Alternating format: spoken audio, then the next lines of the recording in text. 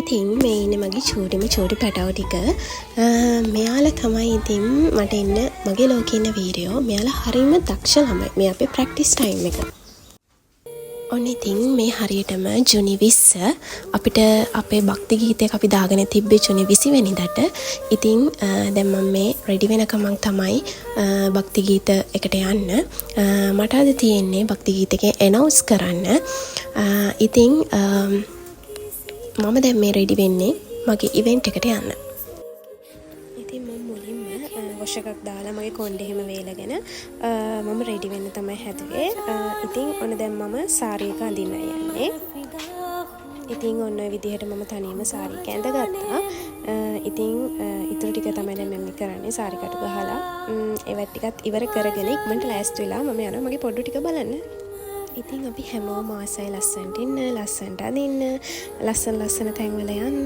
ඉතින් මම ප්‍රාර්ථනා කරන්නේ මට වගේම අනිත් අයටත් එයාලගේ හිතේ තියෙන ලස්සන තැන්වලට ලස්සන දේවල් ගන්න, ලස්සනට ඉන්න, ජීවිතේ ලස්සනට ගෙවන්න හැමෝටම ශක්තිය ලැබෙන්න කියලා මම ප්‍රාර්ථනා කරනවා. දැන් මම මගේ ඉයරින්ග්ස් දෙකක් දාගෙන ටක් ගාලා යන්න තමයි හදන්නේ. මොකද මට 3 o'clock වලට නර්සරි එකට එන්න කියලා තිබ්බේ ටීචර්. ඉතින් මම දැන් මේ රෙඩි වෙනවා. ඉතින් ඉක්මනටම විශේෂ දෙයක් කියන්න ඕනේ. මම දැන් මේ නර්සරි එකේ ටීච් කරන්න හැබැයි මම කලින් ටීච් කරේ මේ නර්සරි එකේ. ඉතින් මගේ ටීචර් කතා කරපු නිසා මම මගේ පොඩ්ඩ වෙනුවෙන් මගේ ටීචර් වෙනුවෙන් මම ගියා. ඉතින් මේ වැඩේත් මම හරි ලස්සනට කරන්න පොරොන්දු වෙලා හිටියා. ඉතින් ඒ වගේම මම මේ විදිහටම ලස්සනට වැඩේ කරලා මං එන්න ආවා. ඉතින් ඉස්සරහට බලමු මේ වැඩේ කොච්චර ලස්සනද කියලා. ඉතින් ඔයත් නර්සරි ටීචර් කෙනෙක්ද? නැත්නම් ඔයා නර්සරි යන බබෙක්ගේ අම්මා කෙනෙක්ද?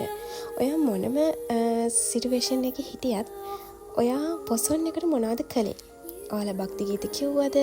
දන්සල් දුන්නද? පොසොන් එක අපිට විශේෂයිනේ. ඉතින් පොසොන් එකට මොකද කරේ කියලාත් පල්ලෙහෙන් කමෙන්ට් එකක් දාන්න යන්න අමතක කරන්න එපා. ඉතින් ඔයාලටත් පොසොන් එකට තව වැඩියෙන් මිනිස්සුන්ට දෙන්න, පොසොන් එකේ ලස්සන වැඩ කරන්න හැමෝටම ශක්තිය ධෛර්යය ලැබෙන්න කියලා මම ප්‍රාර්ථනා කරනවා. හරි ඉතින් ඔන්නෝම පැයක් විතර මං ඇඳලා අන්තිමටම ඔය මගේ සුවඳ විලවුන් ටිකත් ගතින් ඔන්න සුබ මොහොතින් මම මගේ වැඩ පටන් ගත්තා. ඉතින් මේකත් මම ආදරය කරන ආස කරන ෆීල්ඩ් එකක්.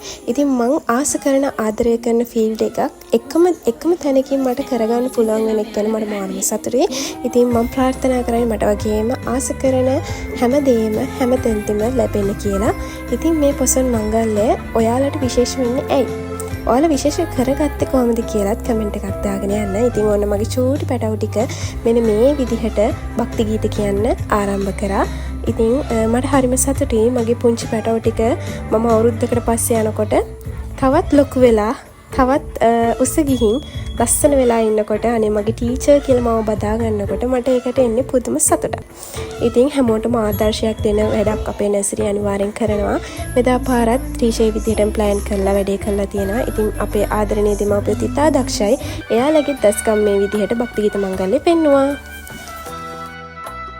ඉතින් මාව අහන්න බලන්න මේ පැත්තට ආපු ඔයාලා හැමෝටම ගොඩක් thank you. ඒ වගේම තමයි මගේ ලස්සන වීඩියෝ බලන්න ඔයාලත් ආසනම් මාව subscribe කරලා ඉස්සරහට මාව ගෙනියන්න උදව් කරන්න. ඒ වගේම තමයි ඉස්සරහට ලබන්න මම මේ vlog එක දානකොට සමහරට පොසොන් පොය ලැබලත් ඇති නැතුවත් ඇති. කොසේ නමුත් ඔයාලා හැමෝටම සුබම සුබ වෙසක් මංගල්‍යයක් වේවා. मेरे इश्क की